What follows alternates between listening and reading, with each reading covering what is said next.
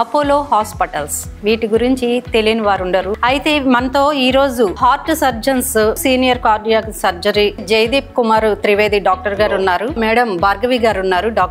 Doctor Ramakrishna గారు మనతో పాటు ఉన్నారు. అసలు హార్ట్ ప్రాబ్లమ్స్ అనేవి ఎట్లా వస్తాయి, ఎందుకు వస్తాయి, వాటిని మనం ఎలా కనిపెట్టగలం అంటారు? సాధారణంగా హార్ట్కి సంబంధించిన ఇబ్బందులు ఉన్న వాళ్ళకి అంటే హార్ట్ ప్రాబ్లం ఉందని మనం ఎట్లా తెలుసుకోవచ్చు అంటారు? వాటిని మనం ఎట్లా కనిపెట్టచ్చు? లక్షణాలు ఎట్లా ఉంటాయి సార్? లక్షణం ఏంటి? ఇప్పుడు మీరు చెప్పినట్టు ఈసీజీలో కూడా ఒక్కొక్కసారి రికగ్నైజ్ చేయలేకపోతున్నారు. సడన్ డెత్స్ అయితే జరుగుతూ ఉన్నాయి సార్. దీన్ని ఎట్లా మనం కరెక్ట్ చేయొచ్చు? వన్ పేషెంట్స్కి అసిడిటీ వస్తే సార్ ఇంకొకటి ఎక్మో అని ఎక్కువగా వింటూ ఉన్నాం ఈ మధ్య. అపోలోలో దానికి ఎట్లా చేస్తున్నారు? అసలు ఎక్మో అంటే ఏంటి, అది ఎలాంటి పరిస్థితుల్లో చేయాల్సి ఉంటుంది? ఎక్మో అనేది సేమ్ కార్డియోపల్మనరీ.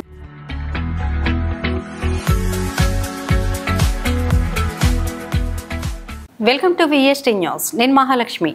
అపోలో హాస్పిటల్స్ వీటి గురించి తెలియని వారు ఉండరు. తెలుగు రాష్ట్రాలే కాకుండా అన్ని రాష్ట్రాల్లో కూడా ఈ హాస్పిటల్స్ ఉన్నాయి. అయితే ఈ హాస్పిటల్స్లో అన్ని విభాగాలు, అంటే వైద్యానికి సంబంధించిన అన్ని విభాగాలు కూడా ఒకచోటే ఉంటాయి. నిరంతరం వైద్యం అందిస్తూనే ఉంటాయి. అయితే మనతో ఈరోజు హార్ట్ సర్జన్స్ వైద్య నిపుణులు ఉన్నారు. వారు senior cardiac surgery Jaydeep Kumar Trivedi doctor గారు ఉన్నారు. తర్వాత మేడం భార్గవి గారు ఉన్నారు. డాక్టర్ రామకృష్ణ గారు మనతో పాటు ఉన్నారు. అసలు హార్ట్ ప్రాబ్లమ్స్ ఎందుకు వస్తాయి, ఎవరెవరికి వస్తాయి, వాటి గురించి వారిని అడిగి తెలుసుకుందాం. సార్ నమస్తే. మ్యామ్ నమస్తే. అసలు హార్ట్ ప్రాబ్లమ్స్ అనేవి ఎట్లా వస్తాయి, ఎందుకు వస్తాయి, వాటిని మనం ఎలా కనిపెట్టగలం అంటారు? సాధారణంగా హార్ట్కి సంబంధించిన ఇబ్బందులు ఉన్న వాళ్ళకి ఎయిదర్ వంశపారంపర్యంగా కానివ్వండి, లేదా స్మోకింగ్ ఎక్కువ చేసేవాళ్ళు కానివ్వండి, లేదా స్ట్రీట్ ఫుడ్స్ ఎక్కువ తినేవాళ్ళు కానివ్వండి, ఇలాంటి వాళ్ళకి ఎక్కువగా ఉంటుంది. సాధారణంగా ఇది 40 ఏళ్ళు పైపడిన వాళ్ళకి, అలాంటి వయసులో వాళ్ళకి మాత్రం వస్తుంది. కానీ ఈ మధ్యన స్మోకింగ్ అనే అలవాటు ఎక్కువ అవడం వల్ల ఏంటంటే చిన్న వయసులోనే, ఒక 30-35 వయసులోనే త్వరగా అర్లీగా స్టార్ట్ అయిపోతున్నాయి హార్ట్కి సంబంధించిన వ్యాధులు. ఓకే, అంటే మీరు 30-35 అన్నారు, కానీ అంతకంటే చిన్న పిల్లలు, చిన్నారుల్లో కూడా హార్ట్ అటాక్స్ మనం చూస్తూ ఉన్నాము. దీనికి కారణాలు ఏంటంటారు? సాధారణంగా స్ట్రెస్ వల్ల, ఒబేసిటీ వల్ల చిన్నపిల్లలకి చాలా అతి తొందరగా బయట ఫుడ్స్ ఎక్కువ తినడం వల్ల, ఈ చీజ్ కానివ్వండి, పిజ్జాస్ కానివ్వండి, ఇలా వెస్టర్నైజ్ అయిపోయి ఫుడ్స్ ఎక్కువ ఫ్యాట్ ఉన్న ఫుడ్స్ తినడం వల్ల త్వరగా అర్లీగా హార్ట్ అటాక్స్ వచ్చే అవకాశాలు ఎక్కువ ఉంటాయి. అంటే హార్ట్ ప్రాబ్లం ఉందని మనం ఎట్లా తెలుసుకోవచ్చు అంటారు? వాటిని మనం ఎట్లా కనిపెట్టచ్చు? లక్షణాలు ఎట్లా ఉంటాయి సార్? లక్షణం ఏంటి? ఫస్ట్ లక్షణం ఇస్ చెస్ట్ పెయిన్. ఓకే. గుండె నొప్పి, ఆయాసం, అండ్ హెవీనెస్ ఇన్ చెస్ట్, బరువుగా ఉంది, and left side pain, hand radiating to the hand, and sometimes back pain, and acidity work, gas, ఇది లక్షణం ఉంది. అంటే యాసిడిటీ కూడా హార్ట్ అటాక్ రావడానికి ఒక కారణం అంటున్నారు. కారణం ఉంది. Mostly patient they think that it is gas, acidity. They take Pantop and some gas medicines, and actually that patient, they should do ECG and see whether it is due to heart attack. ఇప్పుడు మీరు చెప్పినట్టు ఈసీజీలో కూడా ఒక్కొక్కసారి recognise చేయలేకపోతున్నారు. దాంట్లో ఏం లేకపోయినా sudden deaths అయితే జరుగుతూ ఉన్నాయి సార్. దీన్ని ఎట్లా మనం కరెక్ట్ చేయొచ్చు? సో ఈ వన్ పేషెంట్స్కి అసిడిటీ వస్తే ఆయాసం వస్తే first thing is will do ECG. Then some blood test ఉన్నాయి, like troponin test and echo ఉన్నాయి. ఈకోలో we can see any regional wall motion abnormality ఉంది. Then we will do angiography. In angiogram lo telsu which artery is blocked and how many arteries are blocked, and in that we can do the further treatment. ఇప్పుడు మీరు చెప్పినట్టు heart లో అసలు blocks అనేవి ఎందుకు వస్తాయి sir? దాన్ని మనం ఎట్లా కనిపెట్టొచ్చు? Because of diabetes, okay, because of smoking, high blood pressure and stress. Because if somebody is taking lot of stress in life, this may form, enhance the atherosclerosis, and they will form some thrombus and that is the reason of heart attack. If diabetes is there, sugars are uncontrolled. Okay. That is the major problem.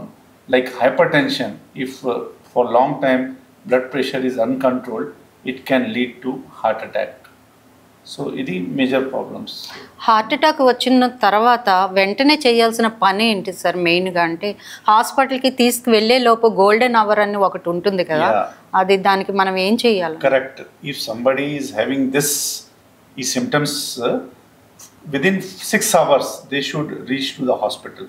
But if they cannot reach the hospital, first thing is take rest. Okay. Don't exert yourself. Be in comfortable position. Take deep breath. Okay. And one tablets unnai like Ecosprin, Clopidogrel. Ecosprin, Clopidogrel everyone should keep at home. If symptoms are like that, they should take Ecosprin, Clopidogrel and reach to the earliest to the doctor where the facility of heart angiography and heart treatment is available. Sir, యాంజియోగ్రామ్లో ఒకవేళ టెస్ట్లో blocks ఉంటే next ఏం చేస్తారు treatment అనేది? యాంజియోగ్రామ్లో blocks can be single block, maybe multiple blocks, 3 blocks ఉంది, ఒకటే బ్లాక్ ఉన్నాయి. So treatment is angioplasty and bypass surgery. So if single block is there and patient is coming within golden hour period, within 6 hours, okay, angioplasty is the treatment of choice first. Stent cheyali. But if patient is diabetic, young age, with multiple blocks unnai, 4-5 blocks unnai, the best is bypass surgery. So I am the specialist of bypass surgery. Okay. And we are doing bypass surgery and we are doing it on beating heart bypass surgery. bypass surgery అయిన తర్వాత పేషెంట్ని ఎన్ని రోజులకి ఇంటికి వెళ్ళవచ్చు అంటారు? తర్వాత తీసుకోవాల్సిన జాగ్రత్తలు ఏంటి sir bypass surgery? bypass surgery we open the chest and nowadays newer technique is we are doing on beating heart, and with some newer technique we are doing with minimally invasive keyhole surgeries lo surgery chestamu. So within 7 days patient can go home. Okay. And they can do their normal work and they can return to their work within 4 weeks. 4 weeks low he will be quite fine, cured, and he will be able to perform all his duty. bypass surgery అయిన తర్వాత మళ్ళీ ఎన్ని నెలలకు ఒకసారి డాక్టర్ని మనం సంప్రదించాల్సి ఉంది? First follow up after 10 days, then every month for initial 3 months. Okay. And then every 3 monthly checkup. Sir ma'am, యాక్చువల్గా ఏంటంటే ఇప్పుడు సార్ చెప్పినట్టు బీటింగ్ హార్ట్ సర్జరీ అన్నారు, తర్వాత హార్ట్ లంగ్ సర్జరీ అనేది కూడా వింటూ ఉన్నాము. అది ఎలాంటి పరిస్థితుల్లో చేస్తారు? Heart lung machine. Heart lung machine అనేది బీటింగ్ హార్ట్ సర్జరీ చేయడం వీలు కానప్పుడు హార్ట్ లంగ్ మషిన్ యూజ్ చేస్తాం మామూలుగా. అంటే హార్ట్ అటాక్ వచ్చిన తర్వాత హార్ట్ వీక్గా అయిపోతే హార్ట్ లంగ్ ఒక్కొక్కసారి బీటింగ్ హార్ట్లో ఆ పొజిషన్స్ టాలరేట్ చేయలేదు హార్ట్. అలాంటప్పుడు ఏంటంటే హార్ట్ లంగ్ మషిన్ మీద పెట్టి హార్ట్ని రెస్ట్ ఇచ్చి హార్ట్కి ఆ రెస్ట్ ఉన్న హార్ట్ మీద ఆపరేట్ చేస్తాం. హార్ట్ని కొద్దిసేపు ఆపేసి హార్ట్ పని, ఊపిరితిత్తులు చేసే పని ఒక మషిన్ చేస్తుంది. ఆ మషిన్ ద్వారా బాడీకి బ్లడ్ సప్లై అందించి హార్ట్కి ఆపరేషన్ చేస్తాం. ఇది సాధారణంగా ఏంటంటే ఎవరికైతే అప్పుడే హార్ట్ అటాక్ వచ్చో లేదంటే ఎమర్జెన్సీలో హార్ట్ అటాక్ వచ్చి ప్రాణం ఇది అయ్యే పరిస్థితుల్లో వచ్చినప్పుడు ఏంటంటే ఆ హార్ట్ లంగ్ మషిన్ యూజ్ చేస్తాం. లేదంటే కొంతమందికి హార్ట్లో కవాటాలు ఉంటాయి, వాల్వ్స్ అంటారు వాటిని. ఆ వాల్వ్స్ పాడైపోయినప్పుడు ఏంటంటే హార్ట్ని పూర్తిగా ఓపెన్ చేయాల్సి వస్తుంది. అది ఓపెన్ హార్ట్ సర్జరీ అంటారు. ఆ ఓపెన్ హార్ట్ సర్జరీ చేసినప్పుడు ఏంటంటే హార్ట్ని అరెస్ట్ చేయాల్సి ఉంటుంది. అరెస్ట్ చేసినప్పుడు ఆ హార్ట్ పని ఆ హార్ట్ లంగ్ మషిన్ చేస్తుంది. అప్పుడు ఆ కవాటాలు రీప్లేస్ చేసి మనం కృత్రిమంగా ఏదర్ మెకానికల్ వాల్వ్ కానీ లేదంటే టిష్యూ వాల్వ్ కానీ మాంసంతో తయారు చేసిన వాల్వ్ కానీ వేస్తాం. ఏ ఏజ్ వరకు అయినా ఇది యూజ్ చేయొచ్చు అంటారా మెషిన్? అదే అంటే హార్ట్ వీక్గా ఉన్న వాళ్ళకి బీటింగ్ హార్ట్లో ఆ సర్జరీ చేయలేము అనిపించిందంటే మనకి అప్పుడు మనం హార్ట్ని ఆఫ్ చేసి కొద్దిసేపు హార్ట్ని ఆఫ్ చేసి ఆ హార్ట్ చేసే పని హార్ట్ లంగ్ మషిన్కి అప్పచెప్పి ఆ హార్ట్కి ఆపరేషన్ చేస్తాం. వాల్వ్స్ అన్నారు కదా మేడం, ఈ వాల్వ్స్లో ఎన్ని రకాలు ఉంటాయి అసలు ఏంటి? వాల్వ్స్ హార్ట్లో మామూలుగా 4 మెయిన్ వాల్వ్స్ ఉంటాయి. ఆ వాల్వ్స్ ఏంటంటే రక్త సరఫరా ఒకటే వైపు వెళ్ళేలాగా చూసుకుంటే. ఆ వాల్వ్ ఏదైనా పాడైపోతే వాల్వ్ లీక్ అవుతూ ఉంటుంది. అప్పుడు హార్ట్లోకి మళ్ళీ మళ్ళీ అదే రక్తం వచ్చి హార్ట్ ఉబ్బిపోతూ ఉంటుంది, హార్ట్ వీక్ అయిపోతూ ఉంటుంది. సో అలాంటప్పుడు లేదా హార్ట్ మూసుకుపోయి చాలా చిన్న రంధ్రంలోంచి బ్లడ్ పంప్ చేయాల్సి వస్తుంది హార్ట్. అప్పుడు హార్ట్ మీద లోడ్ ఎక్కువ అవుతుంది. సో అలాంటప్పుడు ఏంటంటే ఆ వాల్వ్ తీసేసి మార్పిడి చేయాలి, ఆ కవాటాన్ని మార్పిడి చేయాలి. ఆ మార్పిడి చేసినప్పుడు మనం కృత్రిమంగా వేరే వాల్వ్ వేయాలి. అది మెకానికల్ వాల్వ్ అంటాము. ఒకటి మెటల్తో చేసిన వాల్వ్, మెటాలిక్ వాల్వ్. ఇంకొకటి మాంసంతో చేసిన వాల్వ్ ఉంటుంది. ఆ మాంసంతో చేసిన వాల్వ్ వల్ల ఏంటంటే రక్తం గడ్డ కట్టుకోకుండా ఉంటుంది. ఇది మామూలుగా ఈ టిష్యూ వాల్వ్ అనేది, ఈ మాంసంతో చేసిన వాల్వ్ కొంచెం ఏజ్ ఎక్కువ ఉన్న వాళ్ళకి యూజువల్గా వేస్తాం. ఎందుకంటే ఆ రక్తం పలచబడే మాత్రలు ఏవైతే ఉన్నాయో అవి వాళ్ళకి ఒక్కొక్కసారి స్ట్రోక్ వచ్చే అవకాశం ఉంటుంది. సో ఏంటంటే ఆ రక్తం వాళ్ళకి పడనివ్వకుండా టిష్యూ వాల్వ్ వేస్తే సరిపోతుంది. ఈ వాల్యూస్ వేసిన తర్వాత ఎప్పుడైనా చేంజ్ చేయాల్సి ఉంటుందా మ్యామ్? ఇప్పుడు ఎలాగైతే మన ఫోన్లు ఒక్కొక్కరి చేతిలో టీనేజర్స్కి ఫోన్ ఇచ్చారంటే ఐఫోన్ ఇచ్చిన 2-3 ఇయర్స్లో పాడైపోతుంది. అదే ఫోన్ మీరు 60 ఇయర్స్ వాళ్ళకి ఇచ్చారనుకోండి, వాళ్ళు సంవత్సరాల తరబడి అదే వాడు. అలాగే మన యాక్టివిటీని బట్టి, ఫిజికల్ యాక్టివిటీని బట్టి ఏంటంటే ఆ వాల్వ్ ఎంత త్వరగా వేర్ అండ్ టేర్ అయిపోతుంది అనేది ఉంటుందన్నమాట. ఇప్పుడు 40 ఇయర్స్ వాళ్ళలో ఫిజికల్ యాక్టివిటీ ఎక్కువ, మాన్యువల్ లేబర్ చేస్తున్నారు, పనులు చేస్తున్నారు, రోజువారీ పనులు చేస్తున్నారంటే వాళ్ళు త్వరగా అరిగిపోతుంది. వాళ్ళకి ఏంటంటే ఒక 15 ఏళ్లలోనో 10 ఏళ్లలోనో వాళ్ళు మార్పిడి చేయాల్సి ఉంటుంది మనం ఇనీషియల్ ఆపరేషన్ నుంచి. లేదు 60 ఏళ్ళ వాళ్ళకి చేసామంటే యూజువల్గా వాళ్ళకి వేరే కారణాల వల్ల వాళ్ళకి మరణం రావడం అలాంటివి ఏవో జరిగితే యూజువల్గా సెకండ్ ఆపరేషన్ అవసరం ఉండదు. ఆ వాల్వ్స్ మెటాలిక్ వాల్వ్స్ వేసుకుంటే మనకి ఆ సెకండ్ సర్జరీ అనేది ఎక్కువ కాలం తర్వాత జరిగే పోస్ట్ పోన్ అవుతుంది. ఎందుకంటే మెటాలిక్ వాల్వ్ అరిగిపోయే ఛాన్సెస్ చాలా తక్కువ. దానికి ఏంటంటే దాని చుట్టూ రక్తం గడ్డ కట్టడం లేదా అది పాడైపోవడం అలాంటివి జరగాల్సిందే తప్ప ఆ మెకానికల్ మెటల్ వాల్వ్ అనేది అరిగిపోదు అన్నమాట. ఇప్పుడు వాళ్ళు చెప్పారు కదా సార్, అయితే అపోలోలో ప్రత్యేకత ఏంటి? ఎందుకంటే కొన్ని చోట్ల ఇవి ఉన్నాయి, కానీ అపోలోలో ప్రత్యేకంగా కొత్త విధానాలతో ఏమైనా టెక్నాలజీగా వచ్చినాయా?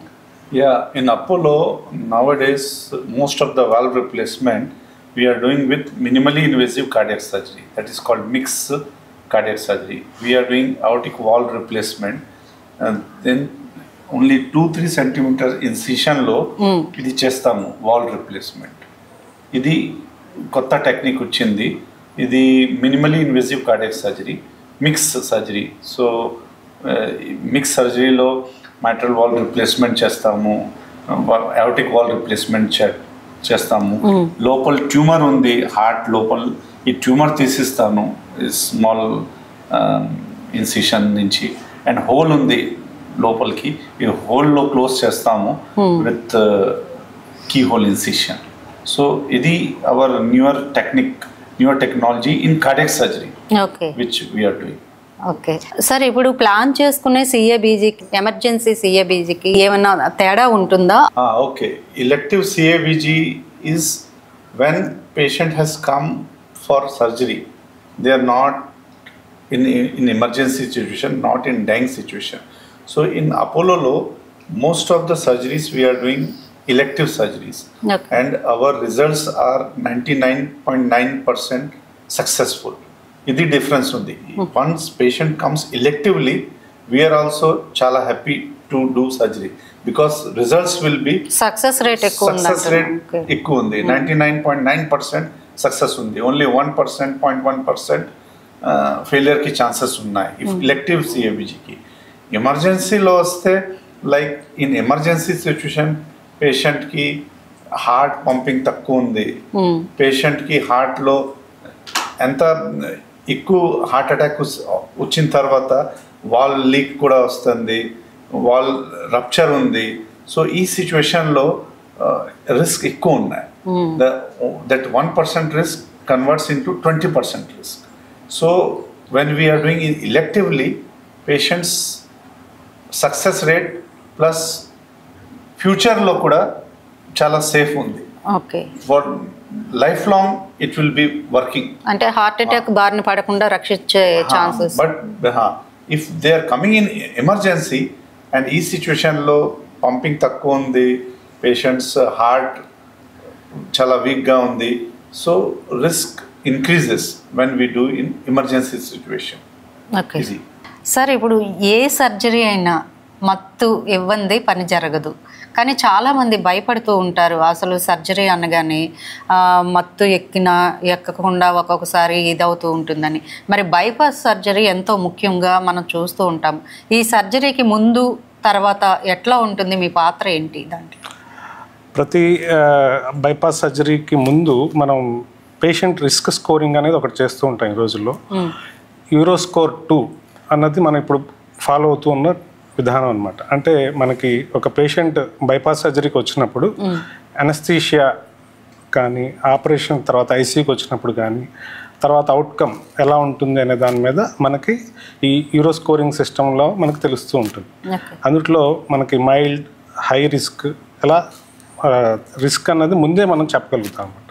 వాళ్ళకున్న జబ్బును బట్టి కానీ, అంటే హార్ట్ అటాక్ ఎంత సివియర్గా వచ్చింది, ఏమన్నా సివియర్ ఎల్వి డిస్ఫంక్షన్ అంటే హార్ట్ కండరం ఏమన్నా బాగా వీక్ అయిందా, హార్ట్తో పాటు బైపాస్ సర్జరీతో పాటు ఏమన్నా వాల్వ్ సర్జరీ కూడా కలిపి చేయాల్సి వస్తుందా, లేకపోతే అదర్ వెజల్స్ లైక్ బ్రెయిన్కి సప్లై చేసే కామన్ కరెక్టిడ్స్ కానీ, లేకపోతే లోయర్ లిమ్స్ సప్లై చేసే ఎక్స్ట్రా ఆర్టిరియోపతి అంటాం, ఎక్స్ట్రా కార్డియాక్ ఆర్టిరియోపతి అంటే అటువంటి అదర్ వెజల్స్ ఏమైనా అబ్నార్మల్గా ఉన్నాయా, వీటన్నిటిని బట్టి అదర్ దాన్ సిఎన్ఎస్, రీనల్ అంటే బ్రెయిన్ ఎలా ఫంక్షన్ ఉంది, రీనల్ ఫంక్షన్ ఎలా ఉంది, వీటన్నిటిని బట్టి మనకి ఒక స్కోరింగ్ సిస్టమ్ అనేది మనం ఆపరేషన్ ముందే మనం ఫాలో అవుతూ ఉన్నాం అనమాట. సో దాంట్లో మనకి <3 స్కోర్ ఉన్నప్పుడు మైల్డ్ రిస్క్ అని, more-7 ఉన్నప్పుడు హై రిస్క్ అని ఉంటాం అనమాట. 3 to 7 is moderate risk. So మనకి ఆపరేషన్ ముందే ఈ పేషెంట్ ఎంతవరకు బయటకు వస్తారు అన్నది మనకు ఆపరేషన్ ముందే తెలిసిపోతూ ఉంటుంది. అదే మనం పేషెంట్కి ఈ రోజుల్లో అన్ని ఆపరేషన్ ముందే ఎక్స్ప్లెయిన్ చేసి ఆపరేషన్కి తీసుకుంటాం. ఆపరేషన్ టైంలో కూడా ఇప్పుడు అంతా జనరల్ అనస్థీషియా అంటాం అనమాట. అంటే కంప్లీట్గా patient will be normal sleep ఎలా ఉంటుందో he will be in that sleep like. After some time this is arousable reversible sleep. అంటే ఒక 5-6 గంటల తర్వాత ఆయన మళ్ళీ ఆపరేషన్ నుంచి బయటకు వచ్చి కళ్ళు తెరిచి ఆయనంతటా ఆయన గాలి తీసుకున్నప్పుడు ఆ వెంటిలేటర్ ఏదైతే ఉంటుందో అది తొలగించడం, ఆ తర్వాత మనకి ఆయన సీక్వెన్షియల్లీ వీళ్ళు ఎలా ఓరల్ లిక్విడ్స్ అండ్ సాలిడ్స్ అలా. మోస్ట్లీ అందరూ భయపడేది ఏంటంటే ఆపరేషన్ టైంలో నొప్పి అని, లేకపోతే ఆపరేషన్ తర్వాత 3-4 రోజులు కానీ ఇంటికి వెళ్ళాక కానీ. ఈ నొప్పి గురించి మనం ఈ రోజుల్లో చాలా రకాల safe techniques and why Apollo ఎందుకు మనం చూస్ చేసుకోవాలి అంటే nowadays all hospitals are having bypass surgery equipment కానీ అన్ని చోట్ల ఉన్నాయి, ప్రతి డిస్ట్రిక్ట్ హెడ్ క్వార్టర్లో. కానీ how Apollo is more safe అంటే 24/7 coverage of anaesthesia and intensive care and surgeons coverage ఒకటి. అండ్ దాంతో పాటుగా మనకి ఆపరేషన్ టైంలో ఈ హై క్వాలిటీ డ్రగ్స్ కానీ, ఎక్విప్మెంట్ కానీ, వెంటిలేటర్స్ కానీ వాడుకోవడం వల్ల and 24/7 oxygen supply with liquid oxygen మనకి బ్యాకప్ ఉంటుంది ఇప్పుడు. సో వీటన్నిటి విధానాల వల్ల మన safe 99% safe techniques and standardised where operations can be done in a standardised way in Apollo we're doing since last 25 years. అంటే ఆపరేషన్ అయ్యే వరకు మీరు ఉంటారా సార్? ఆపరేషన్ ముందు రిస్క్ స్కోరింగ్ అన్నది మనం చూసుకుంటాం. ఆపరేషన్ టైంలో ఒక 5-6 గంటలు మనం జాగ్రత్త ముందు, తర్వాత అండ్ ఐసీయూకి వచ్చిన తర్వాత కూడా పేషెంట్ వెంటిలేటర్ నుంచి తీసాక ఒక 2 రోజులు ఐసీయూలోనే ఉంటారు. మొత్తం మనం ఈ ఐసీయూలో కూడా ఫాలో అప్ అవుతూ ఉంటాం until he shifted to room. Okay. అట్లాగే మరి అంటే ఇప్పుడు బైపాస్ సర్జరీకి మత్తు ఎక్కడ ఇస్తారు? ఒక్కొక్క దాన్ని బట్టి ఒక్కొక్క ప్లేస్లో ఇస్తారు. ఇప్పుడు మామూలుగా అయితే ఇప్పుడు మీరు అన్నట్లు హిస్టెక్టమీ కానీ లేకపోతే సిజేరియన్ సెక్షన్ వీటికైతే మనకి నడుముకి ఆపరేషన్ చేస్తారు. కానీ ఈ బైపాస్ సర్జరీ అనేది మనకి హార్ట్కి సంబంధించింది కాబట్టి మనం సాధారణ అనస్థీషియా అంటాం, complete general anaesthesia. It's not like regional anaesthesia. అంటే రీజనల్ అంటే మనం నడుము నుంచి నడుము కింద భాగానికి అలా ఇస్తాం. ఇది కంప్లీట్గా patient will be sleeping like. And when we are giving anesthesia, we will take care of analgesia also, and pain, sedation and his deeper levels of anaesthesia planes అవన్నీ జాగ్రత్తగా చూసుకొని చేస్తాం. అంటే ఏజ్ని బట్టి డోస్ ఉంటుందా సార్? ఎట్లాగా చిన్నపిల్లలకి అయితే ఒకలాగా, పెద్దవాళ్ళకైతే ఒకలాగా? డెఫినెట్లీ మనకి బైపాస్ సర్జరీ అనేది usually 40 or 50 years age above వస్తుంటారు, కొంతమంది 70 years వరకు కూడా వస్తుంటారు. సో వాళ్ళకి తగ్గట్లుగానే మనం ఇప్పుడు న్యూయర్ అనస్థీషియా డ్రగ్స్ చాలా వచ్చాయి, అవన్నీ మనం జాగ్రత్తగా వాడుతూ ఉంటాం. అలానే పీడియాట్రిక్ ఏజ్ గ్రూప్ వచ్చేసరికి వాళ్ళకి డోసేజెస్ వాళ్ళ వెయిట్ని బట్టి మారిపోతూ ఉంటాయి. కొంతమంది అంటే నేను విన్నాను మత్తు పడలేదు, వామిటింగ్స్ అవుతూ ఉంటాయి చాలా మందికి, ఎందుకు అట్లా జరుగుతూ ఉంటుంది? అంటే మామూలుగా బీపీ అంటే హైపోటెన్షన్ వల్ల కానీ లేకపోతే ఆక్సిజన్ సప్లై తక్కువ ఉన్నప్పుడు కానీ కొంతమందికి ఎస్పెషల్లీ ఈ సిజేరియన్ సెక్షన్స్ వీటిలో immediately they feel that vomiting sensation అంటారు. అదే మామూలుగా జనరల్ అనస్థీషియాలో యూజువల్గా అవేమీ ఉండవు. జనరల్ అనస్థీషియా అని ఇందాక నుంచి అంటున్నాం, అసలు ఎన్ని రకాలు ఉంటాయి సార్ దీంట్లో?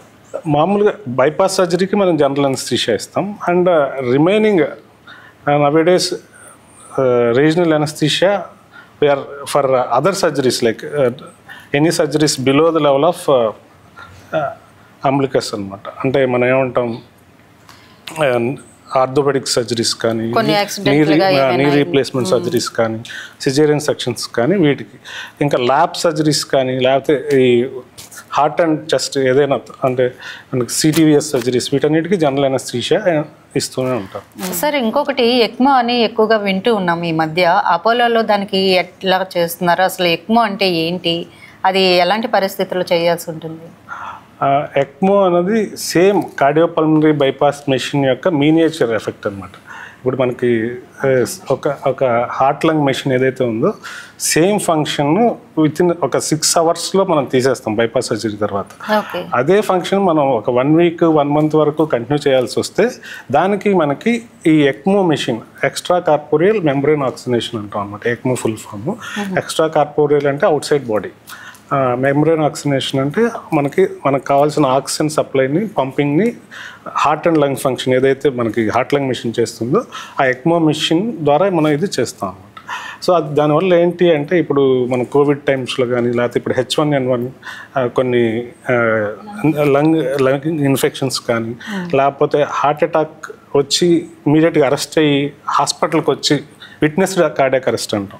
అంటే ఐసీయూలో కానీ లేకపోతే మనకి ఎమర్జెన్సీలో కానీ వచ్చినప్పుడు ఆ టైంలో కనుక మనం ఎక్మో మెషిన్ కనుక టైంకి పెట్టుకోగలిగితే వాళ్ళని మనం సేవ్ చేయడానికి ఆస్కారం ఉంటుంది. అండ్ ఎస్పెషల్లీ ఈ ఏఆర్డిఎస్ అంటే ఈ లంగ్ ఎస్పెషల్లీ కోవిడ్ కానీ లేకపోతే న్యూమోనియా ఆఫ్ ఎనీ కాజ్ అంటే మనకి వైరల్ న్యూమోనియాస్ అవునండి, బ్యాక్టీరియల్ న్యూమోనియాస్ అవునండి, ఆస్పిరేషన్ ఒక్కోసారి ఫుడ్ తీసుకున్నది యాసిడ్ ఆస్పిరేషన్ వల్ల వీటన్నిటి ఏ న్యూమోనియాస్కైనా if patient is oxygenation levels సరిపోకపోతే ఆ స్కోరింగ్ సిస్టమ్ బట్టి మనం ఎక్మో మిషన్ని మనం ఫాలో అవుతూ ఉంటాం. ఎక్మో మిషన్ పెట్టిన తర్వాత ఒక 1 వీక్ 1 to 10 డేస్లో కొంతమంది న్యూమోనియా పేషెంట్స్ రికవర్ అవ్వడానికి ఛాన్సెస్ ఎక్కువగా ఉందన్నమాట. అది ఈ రోజుల్లో సైంటిఫిక్గా మనకి అవైలబుల్గానే ఉంది. అపోలో వైజాగ్లో కూడా మనకి దాన్ని మనం జాగ్రత్తగా పబ్లిక్ అవేర్నెస్ క్రియేట్ చేయాల్సి ఉంది. ఇంకా సార్ అపోలో అంటే ఒక భరోసా లాగా ఏర్పడింది వచ్చే పేషెంట్లకి. ఇన్ని 25 సంవత్సరాలు అవుతుంది అపోలో. సక్సెస్ రేటు అట్లాగే మీరు ఇచ్చే బెస్ట్ రిజల్ట్ గురించి చెప్పండి sir. From 1999 in Vizag, Apollo first started bypass surgery. First bypass surgery, CABG, was done in 1999 in Apollo, in Ramnagar Apollo. Since then, in 25 years, we have done all sort of surgery like bypass surgery, beating heart surgery, minimally invasive surgery, heart lung surgeries, valve replacement surgeries, pediatric surgeries, transplants also chesamu. 2 cardiac transplant కూడా అయింది ఈ కొత్త అపోలోలో. So successful transplant అయింది. So bypass సర్జరీకి success rate 99% ఉంది. If electively done 99% success rate ఉంది.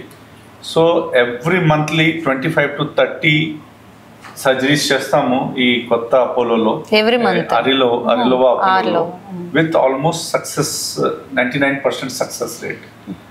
So now I can say that those days are gone where people public lo bhayapadtandi ki bypass surgery chestamu ippudu life gone. So those days are gone.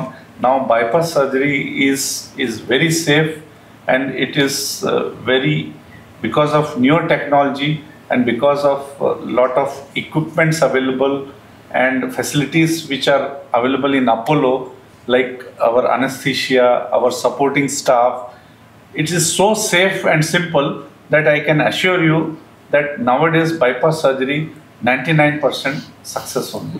మీ సర్వీస్లో మీరు ఎన్ని చేసుంటారు sir surgeries ఇప్పటి వరకు? I have done more than 5,000 surgeries. 5,000. 5,000. Okay, ఇది చాలా tough అన్న surgery ఏమైనా? Yeah, every day 1 or 2 surgeries we are doing. And from starting, I started my career in Mumbai. From Mumbai nunchi till now, I have done 5,000 surgery. I started my career as a cardiac surgeon in 2004. ఇప్పుడు 20 years అయింది. So almost 5,000 surgeries are over. అంటే ఒకప్పుడు ఏదైనా వస్తే పెద్దది ఇట్లాంటి bypass సర్జరీలో Hyderabad వెళ్ళేవాళ్ళు. Earlier days people used to go to Hyderabad, Mumbai, Delhi, Bangalore, Chennai. But now, because of improvement in technology and recent advancement, each and every district, even Srikakulamlo, Vijayanagaramlo kuda bypass surgery అవుతుంది, open heart surgery అవుతుంది. So now it is very simple. Each and every door step, each and every సిటీలో bypass surgery is there. So it is now safe, and Apollo is the safest place in whole Andhra and Vizag where we can undergo these surgeries. ఇప్పుడు robotic surgeries కూడా అందుబాటులోకి వచ్చేసినాయి, దానిపై మీరు ఏమంటారు? So robotic surgeries kuda we are doing in Apollo. We have started, we have got a good Da Vinci robot, and we are doing robotic surgery also here, and especially in our Chennai Apollo branch is doing lot of robotic surgeries, and soon here also we will start regularly doing robotic surgeries, and already some patients, in elective patients, we are doing robotic surgeries, and our other branches like onco surgery, neurosurgery, and our urology surgery, we are doing robotics. And cardiac lo kuda we are starting robotics. So అపోలోలో అన్ని అందుబాటులో ఉన్నాయి అంటున్నారు మొత్తానికి అయితే? అన్ని ఉన్నాయి. We are doing robotic surgeries, we are doing minimally invasive. It's entirely teamwork. Because of Apollo doctors, the teamwork is possible with good results. మొత్తంగా అంటే ఎంతమంది ఉండొచ్చు సార్ మనం డాక్టర్స్ చూసుకుంటే అందుబాటులో? Like full-time consultants are like 100+ doctors ఉన్నాయి. అన్ని speciality like cardiology, cardiothoracic surgery, neurology, neurosurgery, gastro surgery, urology, nephrology, general physicians, paediatricians, gynaecologist, orthopaedics, spine surgeries, అన్ని బ్రాంచెస్ ఉన్నాయి ఇక్కడ. And it's a team work.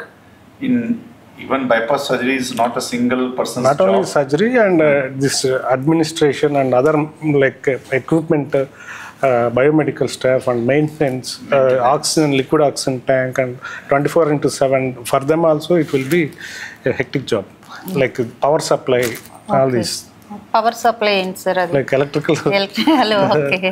Having a lot big generators 3 here. So ఇదండి ఈరోజు మనం ఏంటంటే అపోలోలో అన్ని అందుబాటులో ఉన్నాయి, అది కూడా రోబోటిక్తో కలిపి ఉన్నాయి. సో దీనివల్ల మనం ఇక్కడి నుంచి వేరే రాష్ట్రాలకు వెళ్ళే పరిస్థితి కూడా అవసరం లేదు. అది కూడా నిపుణులైన వైద్యుల పర్యవేక్షణలో ఒక బృందంగా ఏర్పడి ఎటువంటి సర్జరీనైనా సక్సెస్ఫుల్గా వారు చేయగలుగుతామని మనకి చాలా చక్కగా వివరించారు. Thank you sir, thank you very much. Thank you ma'am.